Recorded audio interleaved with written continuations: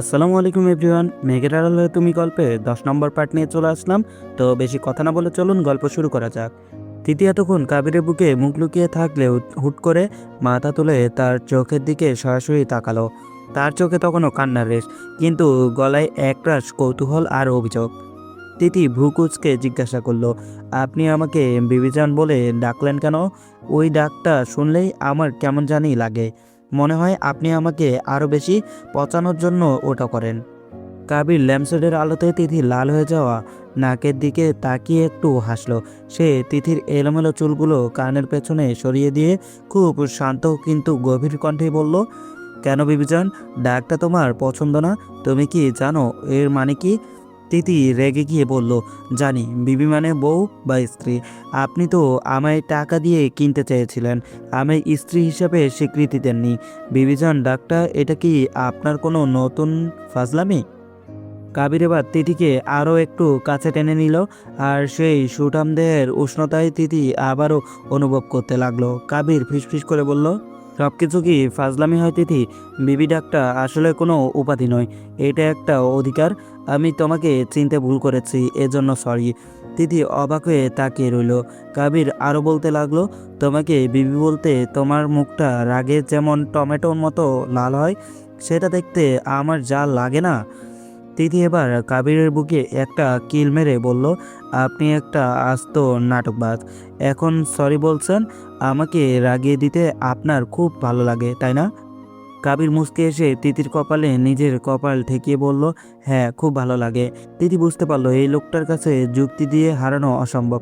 সে মুখ ফিরিয়ে বিড়বিড় করে বলল, অসভ্য সিংহ একটা। কাবির হেসে বলল, শুনলাম কিন্তু, এখন চুপচাপ ঘুমাও বিবি সাহেবা, রাত প্রায় শেষ। সকাল 8টা।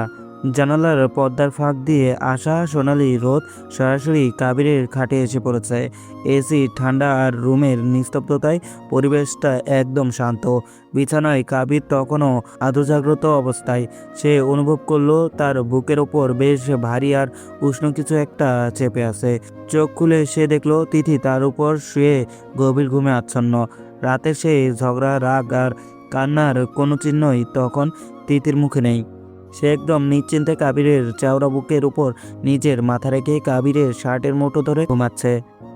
তার একটা পা কাবিরের পায়ের উপর তুলে দেওয়া, ঠিক যেন কোনো ছোট্ট শিশু তার প্রিয় খেলনাটিকে জড়িয়ে ধরে আছে। কাবির নড়াচড়া করলো না। যদি তিতির ঘুম ভেঙে যায়। সে মুগ্ধ হয়ে তিতির শান্ত মুখটার দিকে তাকিয়ে রইল। কাল রাত 4টে পর্যন্ত যে মেয়েটা তাকে শয়তান আর অসভ্য বলে গালি দিচ্ছিল, সেই মেয়েটাই এখন তার হৃদয় স্পন্দন শুনে ঘুমাচ্ছে। কাবির মনে মনে হাসলো। সে বুঝতে পারলো তার সারা রাতের সব ফাজলামি আর ফ্লার্টিং আসলে কাজে লেগেছে।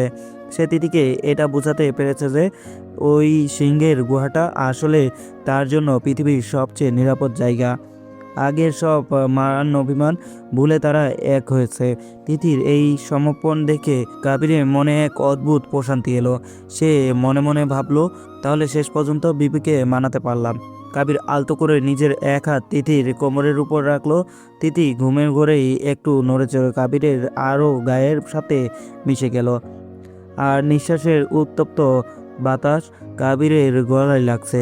কাবির বুঝতে পারছে তিথি এখন অচেতন, মনেও তাকে বিশ্বাস করে।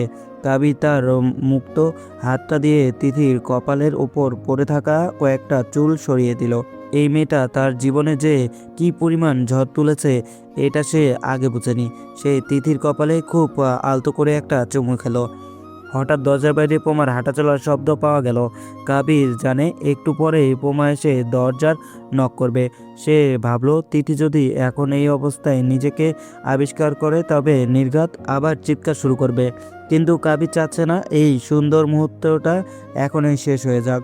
সে নিচু স্বরে বিড়বিড় করে বলল, জেগে উঠলে তো আবার সেই চিল্লামিল্লি শুরু করবে বিবি।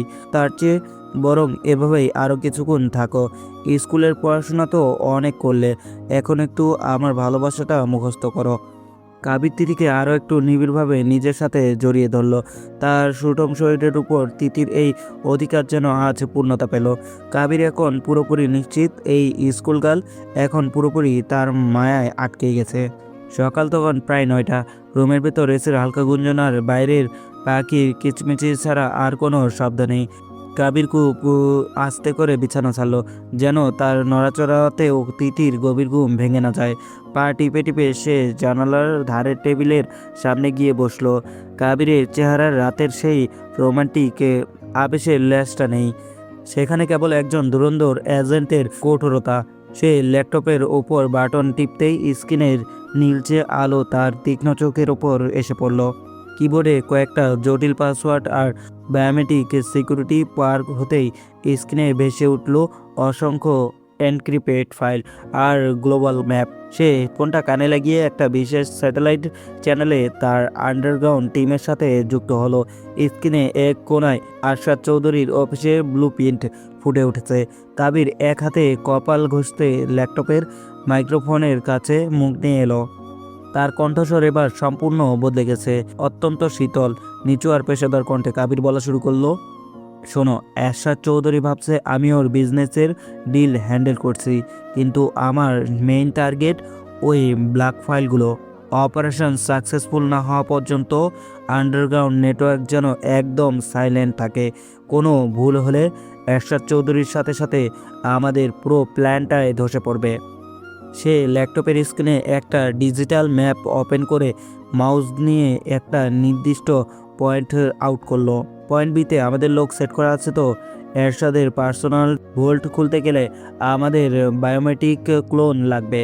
আমি অলরেডি ওর গ্লাসের ছাপ থেকে ফিঙ্গারপ্রিন্ট কালেক্ট করেছি।